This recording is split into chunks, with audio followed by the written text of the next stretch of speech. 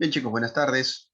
Como ya saben, te saluda el profesor Henry Hacha. Vamos a seguir con los temas de literatura y en esta ocasión vamos a hacer el neoclasicismo. ¿Qué cosa es? ¿Qué significó? Características, sus exponentes más importantes y la obra que más conocemos del neoclasicismo. Luego de la explicación de la clase, vamos a ir con una práctica calificada. 5 preguntitas inofensivas que vas a tener que desarrollar en vivo, ¿no? Toma apuntes, por favor. ¿Ok? Toma apuntes, haz lo necesario para que puedas guardar este temita en tu archivo mental. ¿Ah? Si tienes preguntas, las haces, no te olvides. ¿Ya? El neoclasicismo. ¿Qué es el neoclasicismo, profesor? Pregunta. ¿Cómo se llama el movimiento literario que hemos hecho la clase pasada? Renacimiento. Hicimos el Renacimiento. Muy bien, Pipi, hicimos el Renacimiento. Y en el Renacimiento habíamos quedado que es el regreso a los griegos y a los latinos, ¿no? Es un regreso a toda la cultura de los griegos y los latinos. Es decir, en cuanto a pintura, en cuanto a escultura, en cuanto a literatura, es un regreso a ellos, ¿no? Es algo sobrio. Siglo XVI, XVII, por ahí. Pero profesor, ahora vamos a entrar al neoclasicismo. ¿Qué significó el neoclasicismo? Eh, el neo, escucha bien, neo quiere decir nuevo, clasicismo quiere decir clásico, es decir, neoclasicismo significó los nuevos clásicos. Profesor, ¿y si son o si hay nuevos clásicos, me está diciendo que hay viejos clásicos? Porque se sobreentiende, ¿no? Son nuevos clásicos, entonces hay viejos clásicos. Claro, los viejos clásicos eran los griegos y los latinos. Ellos son los clásicos. Hasta que aparecen los franceses en el siglo XVIII y dicen, nosotros vamos a imponer un nuevo clasicismo. Vamos a basarnos en los griegos un poco y un poco en los latinos, pero le vamos a poner nuestro propio estilo, nuestra propia identidad. Y en Francia surge eso que vamos a llamar el neoclasicismo, que es, dice, corriente literaria que nace en Francia, ojo, nace en Francia, a fines del siglo XVIII, como oposición a las exagiones artísticas del barroco. ¿Cómo es eso, profesor? ¿Ves vamos a llamarle la iglesia? Me parece que es la iglesia de San Francisco, está en el centro de Lima. Esta es una iglesia barroca. Lo barroco es lo exagerado, lo llamativo, lo que tiene muchos adornos. A nivel de arquitectura, esto es barroco. Y el neoclasicismo surgió en contra del barroco. El neoclasicismo prefería lo sobrio, ¿no? Profesor, ¿y cómo sería en literatura? En literatura, el barroco es cuando un libro o un autor utiliza palabras rebuscadas, cuando adorna mucho el lenguaje. Por ejemplo, si decimos, espero, escucha, espero un ósculo de mi vástago tierno, espero un ósculo de mi vástago tierno. Eso es, espero un beso de mi hijo. ¿Te das cuenta? Espero un beso de mi hijo. Es lo mismo que el otro, solo que en el barroco, al decir basta o al decir ósculo, estamos adornando el lenguaje. ¿Ya, chicos? Eso es el barroco. Y en contra del barroco es por lo que surge el neoclasicismo. El neoclasicismo prefiere lo sobrio, ¿no?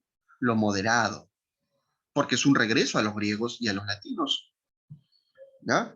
Luego dice, el neoclasicismo fue una asimilación o imitación de los clásicos, es decir, griegos y latinos. Se parece en cierta medida al Renacimiento, ¿no? Claro, profe, porque el Renacimiento usted me dijo que es un renacer de la cultura griega y latina. Aquí sí hay un poco de influencia, pero el francés le pone su toque, pues, el francés le pone su toque. ¿Ya? Entonces, ¿cuándo nace el profesor? Siglo XVIII. ¿Dónde nace el neoclasicismo? En Francia. Hasta ahí. ¿Alguna preguntita?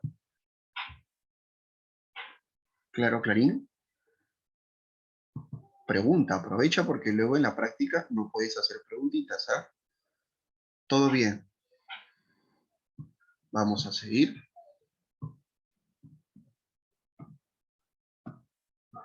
Ahora vamos a ver algunas características, ¿ya? Las características del neoclasicismo. Primero, rechaza lo imaginativo y lo fantástico. Claro, profesor, porque eso es propio del romántico, ¿no? El neoclásico rechaza lo imaginativo y lo fantástico. A él le gustan más las normas, las leyes, ¿no? Los parámetros, ¿no? Eso es lo que prefiere el neoclásico. Escribir para educar y no para entretener. O sea, tiene un fin didáctico. Los escritores de aquella época escribían para educar, no para entretener, decía. Busca un ideal de pureza y critica el barroco y rococó, artes de lujo artificial. Claro, el barroco y el rococó son formas de arte muy exageradas, muy adornadas, ¿no? Y en contra de ello es porque surge el neoclasicismo. Siguiente, es la vuelta a la moderación clásica. Claro, pues los clásicos eran más moderados, ¿no? Por ejemplo, tu casa, ¿cómo es la columna de tu casa? ¿Tiene adornos? ¿Alguien ahí con su cámara me puede mostrar su columna? Ay, no, profesor, no tengo casa, profe. Muestra tu columnita por ahí, una columna de tu sala.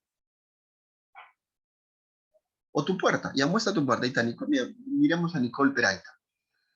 Tiene su puertita, Nicole, ¿no? Es una puerta contraplacada, ¿verdad? Es sobre. Ahí está su puerta, un solo color. Esa es una puerta, vamos a llamarle así, neoclásica, ¿no? Sobria. ¿Y cómo sería, profesor, una puerta barroca? Con adorno. Pues imagínate que esa puerta esté tallado la cara de toda la familia de Peralta.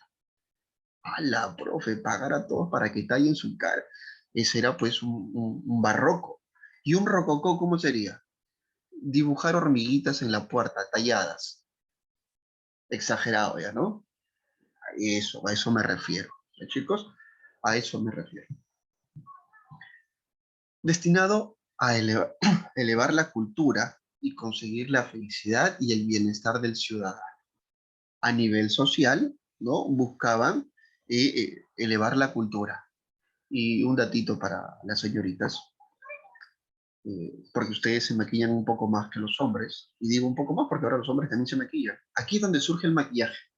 En la época del neoclasicismo es cuando surge el maquillaje, donde las mujeres dicen, ¿no? Yo para verme mejor tengo que ser más blanca. ¿No has visto esas mujeres que del siglo XVIII, XIX, que es la cara toda blanca y los hombres con una cosa casi unos tubos, ¿no es cierto? Eso viene del neoclasicismo. Y también del neoclasicismo nace esta idea, mira, donde la mujer debería ser así, tener esa forma, porque aparece el corsé. El corsé es la que supuestamente forma la cintura. Porque en el Renacimiento, ¿no? ¿No has visto? Las mujeres llenitas, así eran. Acá no, acá busca el cuerpo tomar una forma artificial, ¿no? ¿A raíz de qué? A raíz del corsé. Es lo que hoy en día también se mantiene, ¿no? Si no tienes cintura, dice que no eres bonita. Tonterías, tonterías. Sigamos. Lenguaje irónico y burlón. El neoclasicismo, ¿no? Va a criticar a la sociedad, va a burlarse de la sociedad. ¿Y cómo lo hace el profesor? Con un lenguaje irónico o burlón. Siguiente, es moralista y didáctica, lo que te decía más arriba, ¿no?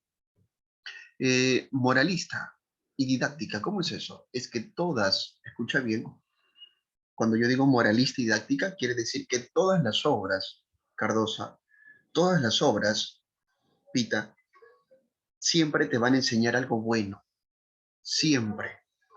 Repito, todas las obras te van a enseñar algo bueno. Todas las obras del neoclasicismo te van a dar una moraleja, ¿no? Te van a enseñar algo bueno. ¿Eh, chicos? Eh, Siguiente, prefiere el teatro y el ensayo. Aquí vamos a encontrar un montón de teatro. Sobre todo vamos a encontrar a Molière, por ejemplo, ¿no? el padre de la comedia francesa. ¿Ya? Y ensayos también, ensayos también.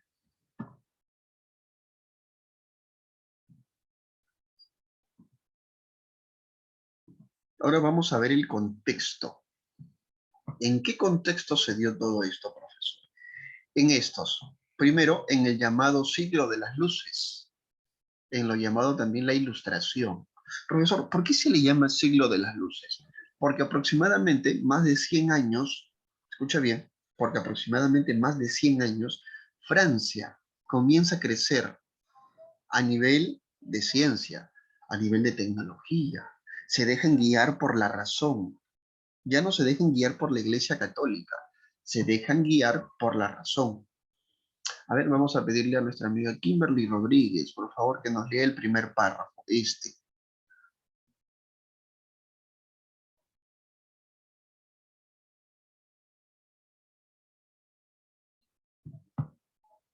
Estamos esperando. Kimberly Rodríguez.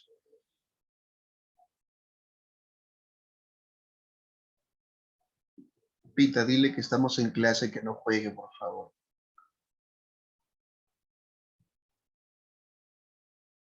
Mijael, por favor, el primer párrafo. El siglo XVIII, el siglo de las luces. A lo largo de este siglo XVIII hubo un movimiento cultural, científico y político llamado la Ilustración. En Francia fue el país donde mayor fuerza tuvo la Ilustración. Hasta ahí nomás, Al hasta ahí nomás, fin, hasta ahí nomás un ratito, Miguel, Chepi, Chepi, hasta ahí nomás, gracias. Entonces, profesor, ¿qué cosa significó el siglo de las luces? Recuerda, a la época de la época medieval, donde no había avance científico, ojo, en la época medieval no había avance científico, también era conocido como el oscurantismo, para que me entiendas. Oscurantismo, analogía, no hay avance científico. Y si hay luz, si hay avance científico. Por eso le llaman el siglo de las luces. ¿Ya? Otra vez, en la época medieval no había avance científico. Como no hay avance científico, se le llama el periodo oscurantista. En cambio, en Francia, en el siglo XVIII, ¿no? Sí hay avance científico. Y no solo es un poco, es un montón. A nivel político, a nivel científico, a nivel social, a nivel literario, hay un avance, ¿no? El ser humano ya ha crecido en razonamiento. Por tanto, se desarrolla el famoso siglo de las luces. ¿Ya? Sigue, Miguel, por favor, con el siguiente párrafo. al siglo XVIII se le conoce como el siglo de las luces, porque el hombre rechaza todo aquello que le sea impuesto y solo admite lo que le llega a través de la luz de su razón. Gracias. Diego. ¿Te das cuenta? El hombre empieza a razonar. O sea, todo aquello que está en base a la razón funciona, dice el hombre. Si tú me vas a decir que Dios, ¿no? Existe, ¿me lo puedes demostrar razonablemente en el siglo XVIII? No. Entonces, cada vez va perdiendo poder la iglesia, ¿no? ¿Te das cuenta? Llamado también el siglo de las luces, porque todo se deja guiar a través de la luz de la razón. Y aparece la ilustración por ahí también, ¿no? Profesor, ¿qué cosa es la ilustración? Los ilustrados, para llegar a la verdad científica, comienzan a dudar de todo. La duda es el método para descubrir la verdad. ¿Quién es el padre del método del discurso?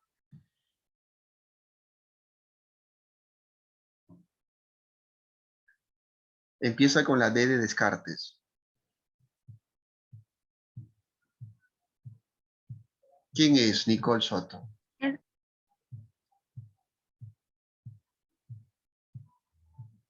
¿Quién es? es Descartes. René Descartes, es el padre del método del discurso, ¿no? Es el que dice, hay que, pienso, luego existo. O sea, te está diciendo, hay que dudar, tienes que dudar de todo, o bueno, o de casi todo, ¿no? Tampoco puedes dudar de ti. Eso es usar el razonamiento, René Descartes. La ilustración, mira, Aparecen algunos ilustrados, ojo, por ejemplo, Rousseau, Montesquieu, Voltaire, Turgot, Diderot, son franceses. ¿Mm? Estos son los ilustrados más conocidos. Para que me entiendas, ilustrado es, o perdón, ilustrado se le decía a la persona, como por ejemplo, hoy en día son intelectuales, ¿no? Antes se le llamaba ilustrado, hoy en día se le llama intelectuales. Solamente ha cambiado el nombre, ¿no? La gente que tiene estudio, la gente que tiene investigación, la gente que tiene una posición intelectual, ¿no? Ellos eran los intelectuales de la época, pero llamados ilustrados, ilustrados. ¿Ah? Mire, el look de la época, mira, el cabello largo, ¿no? Blancos, blancos. Se echaban polvo en las caras, un polvito blanco se echaba. ¿Por qué, profesor? Porque tenían hongos.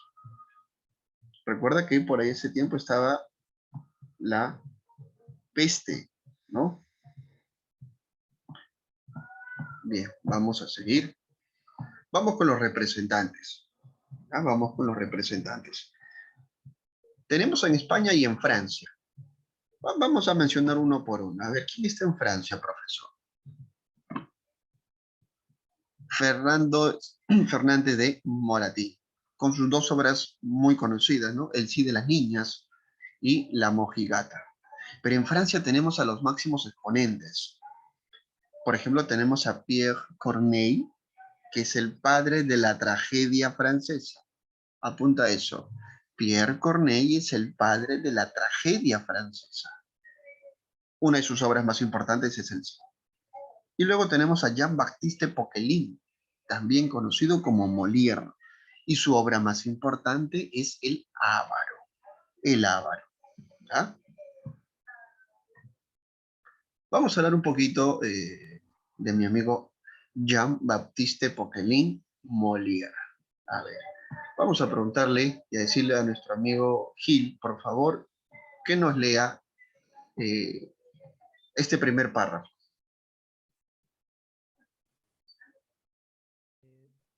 Jean-Baptiste Poquelin Molière. Su propósito es criticar los vicios que advierte en la sociedad a través de la sátira. Gracias, hasta ahí nomás chiquitito, ¿no? Ojo, dice, su propósito es criticar los vicios de la sociedad a través de la sátira. A ver, ¿cómo te explico esto? Escucha, por favor. O sea, Molière, escuchen chicos, escuchen, Molière era un burlón, Molière era un fregado. ¿Ah? Ese era Molière.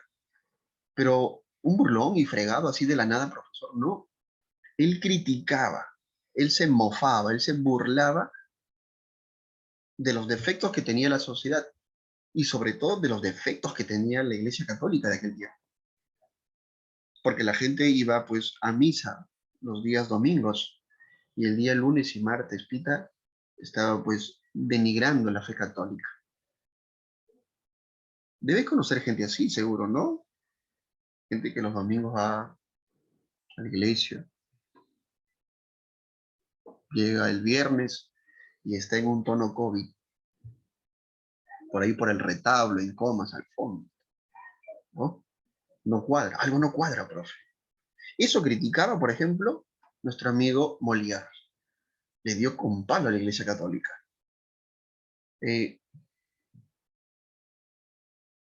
Merino, el siguiente párrafo, por favor. Utiliza la caricaturización de personajes verosímiles, reconocibles por el espectador con el fin de generar la comicidad. Gracias. O sea, profesor, él los caricaturiza. Sí. ¿Cómo es caricaturizar, profesor? O sea, burlarse, pues sí. Exagerar algún defecto. ¿Nunca te han hecho alguna caricatura? Vete al centro de Lima, hacen caricaturas. Te cobran, creo que 10 soles. Si tú tienes algún defecto, lo hacen más grande. Esa es una caricatura. Nuestro amigo Molière hace eso. Si, por ejemplo, le caía mal, Astete era famoso en el siglo XVIII, pero tenía muchos defectos. Uno de ellos era que tenía como 5 esposas, ¿no? Entonces Molière hacía una obra literaria burlándose de Astete, pero no decía obviamente su nombre, simplemente le ponía un nombre X y todo el mundo reconocía, ya sabía, Molière se está burlando de tal persona. No era necesario que ponga su nombre real. Así era Molière. Ojo, y Molière era actor, director, dramaturgo. O sea, Molière era todo, por si acaso. Molière pertenece a una familia que viene de actores. Molière también era un actorazo, ¿no? Era el Christian Meyer de la época, Molière. Sí, sí, sí, Peter, el Christian Meyer de la época. Pero obviamente, pues, menos agraciado. Siguiente, los méritos de Molière. Pita, ¿nos podría leer, por favor, el primer párrafo? El gran mérito de Molière consistió en adaptar la comedia del arte a las formas convencionales del teatro francés, para lo que unificó música, danza y texto y privilegió casi siempre los recursos cómicos. Gracias. ¿Cuál es el mérito de Molière, profesor, para resumir? Es que antes no se había juntado eso. Antes, por un lado iba la música, por otro lado iba la danza, ¿no? Pero Molière dijo, ¿y qué pasa si ponemos en un teatro los actores pueden bailar, los actores pueden cantar? Y a eso se le puede agregar comedia, ¿no? Ese es el gran valor y mérito que tiene Molière. A ver, vamos a preguntarle ahora a que nos lea el siguiente párrafo a nuestra amiga Tambraico. Profesor, disculpe, antes Kimberly se le había ido el internet y me explicó que si regresaba... Sí, ya me aceptó. Lo que pasa Ay. es que mi hermano había votado el modem y escuché que dijo amiga Kim y de ahí le dejé de escuchar. Y me votó y le mandé fotos a Vania. Si quieres justificación, ya de ahí le envío. Solitas se preguntan y solitas se responden. Se dieron cuenta, ¿no? Y solitas hablan. Entonces me retiro, pues entonces me retiro. Ya, ¿por qué estoy aquí? Ya, sigamos. A ver, quedamos en que iba a leer. Ya, vamos a decirle que nos lea Daisy. Sí, por favor, Daisy, el siguiente párrafo. Sus sátiras acerca de la corrupción de la sociedad francesa despertaron gran conmoción y su obra fue prohibida en los teatros. Molière fue tildado demonio en sangre humana por la Iglesia Católica. Gracias, Daisy. Y, profesor, ¿tanto así Molière se ensañó contra la Iglesia Católica? Sí. ¿Notaste la chapa que le dieron la Iglesia, no? Demonio, le decían a Molière. Y creo que alguna vez te lo comenté, por eso Molière no fue sepultado o enterrado como cualquier cristiano, porque la iglesia, ¿no?, lo excomulgó, lo botó de sus filas. Y para aquel tiempo, cuando la iglesia te votaba, pues era terrible, eras, o sea, tu alma iba a estar vagando por el universo, por alguna parte. Eso era lo que se creía. Molière fue desterrado, ¿no?, de la iglesia católica. Y cuando murió Molière, fue enterrado, dicen algunos, entre los 10, otros dicen 12 días. Imagínate, 10 a 12 días tu cuerpo ahí, apestando. Y en ese tiempo no existía el formol. Hoy en día al menos el cuerpo puede aguantar hasta 2 días con algunas, ¿no?, unas sustancias como el formol. Pero en aquel tiempo, en el siglo XVIII,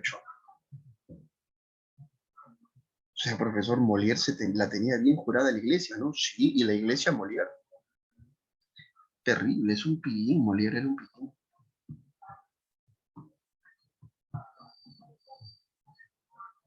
Mira, son las obras más importantes de Molière. Dice, Molière satirizó los puntos débiles de la época, como el amaneramiento de los salones literarios y los fallos humanos más comunes, como la hipocresía, la credulidad, la avaricia y la hipocondría. O sea, los defectos de la sociedad, Molière los agarraba y hacía una obra literaria sobre eso. Un teatro hacía, una comedia, una mofa, una burla, ¿no? Se burlaba de la hipocresía, por ejemplo. Si tú lees El Tartufo, se va a burlar de la hipocresía. Si tú lees, por ejemplo, El Enfermo Imaginario, te va a mostrar un hipocondriaco. Esas personas que sienten que están mal, ¿no?, a cada rato. Tengo fiebre, me duele la espalda, creo que estoy agripado. Esos que siempre se enferman. Hipocondriacos. Profesor, la avaricia, el avaro, pues. Si tú lees El Avaro, vas a encontrar La avaricia, por obvias razones, ¿no? Chicos, hasta ahí, ¿alguna preguntita?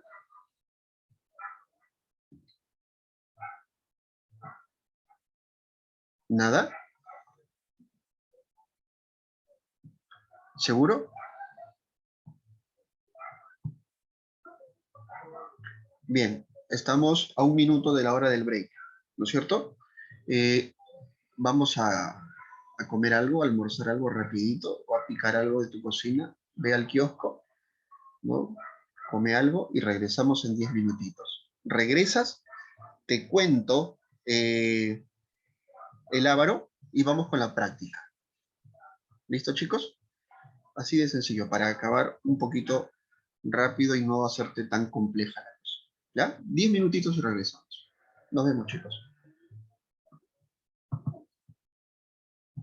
Bye.